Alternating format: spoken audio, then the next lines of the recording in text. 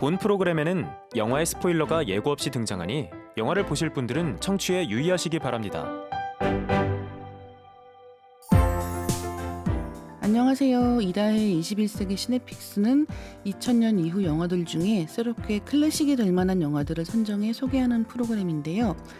고전이라고 부르기엔 이르지만 개봉 타이밍 놓쳐서 볼 기회를 놓친 수작들을 모아 소개합니다. 어떤 내용인가, 어떤 포인트가 재미있는가, 또 캐스팅 이야기부터 영화에 대한 시시콜콜 TMI까지 이야기해 보겠습니다. 오늘 이야기할 영화는 개를 훔치는 완벽한 방법인데요. 김성호 감독 연출, 김혜자, 이래, 강혜정, 최민수 배우가 출연하는 2014년작입니다. 전체 관람가 영화고요. 개를 훔치는 완벽한 방법이라는 제목을 줄여서 개훈방이라는 제목으로 불리기도 하는 작품이에요. 훔칠 개를 정했어.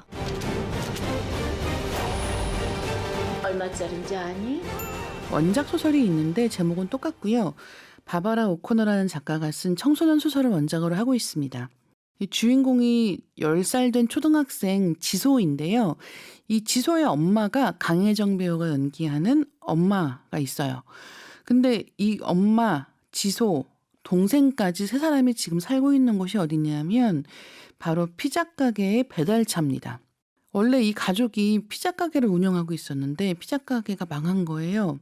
그러면서 아빠는 집을 나가고 엄마는 아이들을 데리고 자동차에서 생활을 하고 있는 상황입니다. 이 생활이 하루 이틀이 아니라 이제 한 달이 넘어가는 상황인 거예요. 당연히 차를 세울 곳도 마땅치가 않고 이제 그런 상황에서 가족의 생활이 이어집니다. 근데 어느 날 이제 지소가 집에 올 때마다 채랑이라는 친구 차를 타고 같이 집에 오는데요. 채랑이가 요즘 들어서 지소가 자꾸 집까지 가질 않고 중간에 차를 내리는 거예요. 그러니까 어디 가나 싶어서 뒤를 따라왔다가 보니까 지소가 어디 자동차에서 자기 동생하고 얘기를 하고 있는 거죠. 결국은 채랑이가 지소의 상황을 알게 됩니다. 그리고 그 사실을 알게 된 지소도 눈물을 터뜨리는 거죠. 그러면서 채랑이한테 얘기하기를 우리는 정말 거지가 될지도 몰라. 벌써 거지일지도 몰라. 이제 너네 엄마가 나랑도 못 놀게 할 거야. 절대로 원망 같은 거 안 할 테니까 내 친구 안 해도 돼. 이렇게 얘기를 해요. 근데 채랑이는 좋은 친구였습니다. 그래서 지소한테 내가 아무한테도 말하지 않겠다라고 약속을 하고는 친구로 지내자고 새끼손가락을 걸어요. 그리고 보통 이런 다음에는 막 소문이 나죠. 근데 이 영화에서는 그런 일이 벌어지지 않습니다. 채랑이는 정말로 지소와의 약속을 지키고 지소의 상황을 누구에게도 이야기하지 않아요. 결국은 지소는 채랑이랑 같이 가족이 살 수 있는 집을 찾기 시작을 합니다. 그래서 부동산에 가보니까 부동산 앞에 그 매물 같은 게 나와 있는 거예요. 근데 참고로 말씀을 드리면 지소가 지금 급하게 집을 찾는데도 이유가 있어요. 이 학교에서는 아이들이 돌아가면서 자기 집에서 생일 파티를 하게 되어 있습니다. 지소도 곧 생일 파티를 해야 돼요. 생일 파티를 안 할 수도 있습니다. 근데 문제는 집으로 친구들을 불러야 하는 상황이고 지소는 지금 집이 없는 상황이니까 학교에 말을 할 수가 없는 거예요. 저희 집이 지금 친구들을 부를 수가 없어요. 하지 않겠습니다. 라고 얘기하기엔 자존심도 상하고 그러니까 그때까지 빨리 집을 구하자라고 생각을 하고는 부동산 앞에 쓰인 평당 500만 원이라는 문구를 보게 됩니다. 그리고 500만 원이 있으면 평당이라는 동네에서 집을 구할 수 있나 보다 생각을 하는 거죠. 이 집 어때? 캬, 좋네. 이거네 이거. 500만 원짜리. 딱이네. 근데 평당이 어디야? 글쎄. 분당역 아닐까? 그리고 500만 원이란 돈도 크니까 지소와 채랑이는 뭔가 계획을 세우는데 어느 날 길거리에서 전단지를 보는 거예요. 그 전단지는 같이 살던 개가 집을 나간 다음에 그 개를 찾아주시는 분께 살해함. 근데 그 돈이 이제 굉장히 큰 액수였던 거죠. 그래서 그걸 보고 영감을 얻어요. 그래서 지소는 엄마가 일하던 레스토랑의 주인인 이제 김혜자 씨가 그 마르셀이라는 레스토랑의 주인인데요.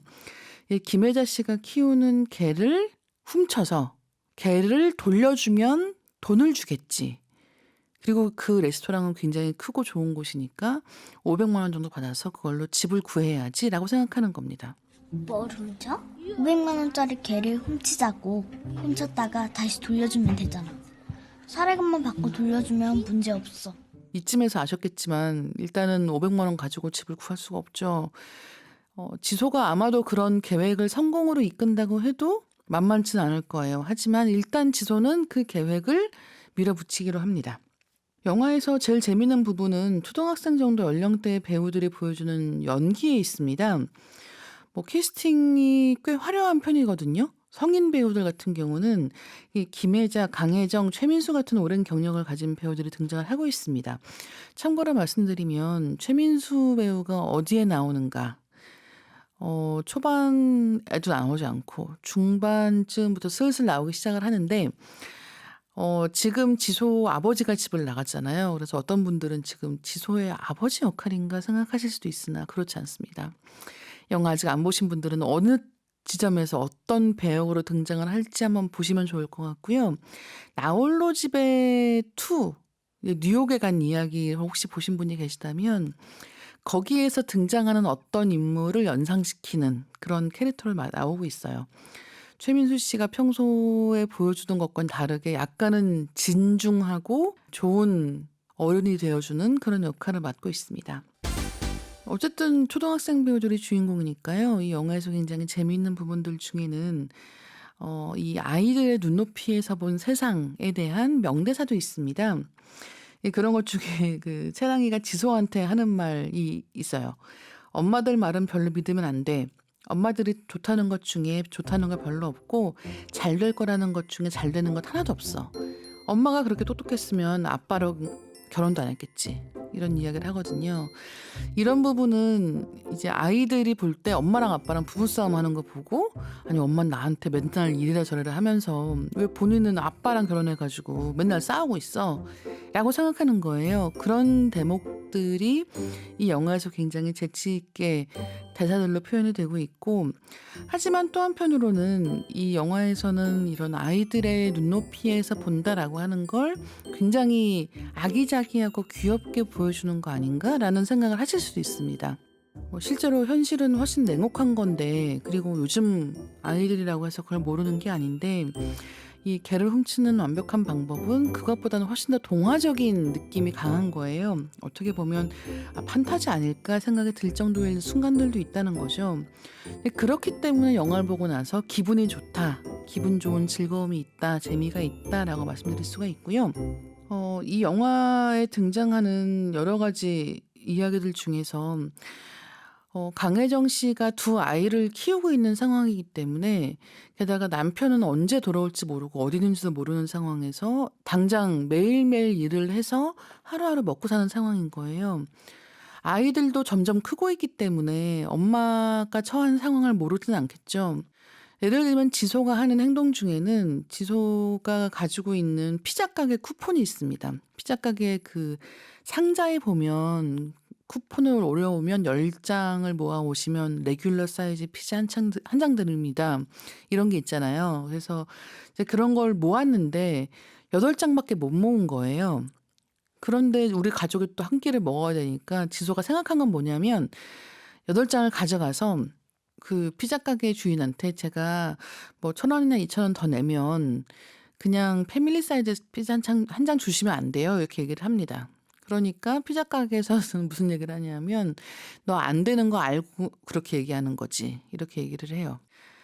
결국은 이 아이들이 알고 있지만 자기 자신을 보호하기 위해서 혹은 가족을 보호하기 위해서 하는 여러 가지 행동들이 약간은 유머러스하게 보일지 모르겠지만 결과적으로는 모두 다 알고 있다라는 사실을 뼈저리게 영화가 보여주는 측면들이 있는데 그런 것들 중에 하나가 그 가족이 살고 있는 피자 배달차가 견인되는 이야기가 있습니다. 집이나 마찬가지인 배달차가 견인이 된 다음에 엄마가 퇴근해서 보니까 집이 없어진 상황이 된 거예요. 결국은 아이들을 데리고 견인된 차를 찾으러 갑니다. 근데 갔더니 벌금이 꽤 많이 나온 거예요. 그래서 혹시 깎아줄 수 있느냐 얘기했더니 깎아줄 수가 없다. 신용카드 없으세요? 이렇게 물어봅니다. 엄마는 신용카드도 지금 없는 상황이에요. 그러니까 일단은 돈을 빌려서라도 내야 되는데 돈을 빌리려고 전화를 하려고 보니까 핸드폰도 없는 상황인 거예요. 결국 어찌저찌 해서 차를 찾았는데 엄마가 조용하게 생각을 좀 해볼 장소가 없는 겁니다. 아이들은 지금 뒷자리 앞자리에 타 있고 아이들을 두고 어딜 갈 수도 없고 밤이고 근데 너무 속은 답답하고 그래서 엄마가 차를 타고 그 동네를 빙글빙글 돌아요. 같은 곳을 계속 돌고 있으니까 지소는 엄마한테 이제 돈 없는 상황에 대해서 짜증을 내기 시작합니다. 언제까지 이렇게 살 거야 라는 식으로.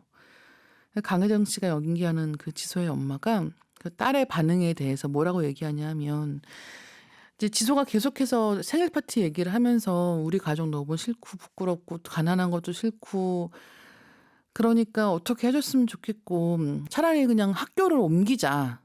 다른 동네 가자라는 식으로 얘기를 합니다. 이 동네는 참고로 말씀을 드리면 중산층 아파트 단지가 있는 중산층 가족이 많이 살고 있는 그런 서울시 외곽에 있는 아마도 경기도 어딘가에 있는 신도시 같은 느낌이란 말이에요. 그래서 여기서 살기가 우리가 힘들다고 하면 우리 형편에 맞는 데 가자. 여기서 있는 거 싫다라는 식으로 이야기를 하니까 이제 엄마가 이렇게 얘기를 합니다. 대한민국에서는 이렇게 차에서 거지처럼 살아도 학교는 제대로 된 학교 다녀야 되는 거 몰라? 이렇게 얘기를 해요. 그러니까 이 제대로 된 학교라는 말, 좋은 동네에서 잘 사는 아이들이랑 학교 다녀야 돼 라는 생각을 엄마가 굉장히 하고 있고 그게 또 아이들한테도 영향을 주고 있는 상황이라는 거예요. 이런 대사들도 보면 굉장히 한국적인 상황을 잘 보여주는 이야기이기도 하고 원래 원작책이 미국에서 쓰였기 때문에 미국의 상황, 미국의 가난에 대한 이야기를 약간은 차분하게 그리고 유머는 거의 섞이지 않은 톤으로 하고 있는 것에 비해서 개를 훔치는 완벽한 방법은 유머를 보여주지만 그 안에서 흔히 얘기하는 웃고 있지만 눈물이 나는 느낌으로 곳곳에 적절한 대사들을 통해서 또 좋은 배우들의 연기를 통해서 아이들이 처한 상황, 가족이 처한 상황을 보여주고 있습니다. 개를 훔치는 완벽한 방법을 얘기를 할 때 제가 제일 좋아하는 부분은 결국은 이 아이들이 서로에 대한 우정을 지켜가는 과정인 것 같아요.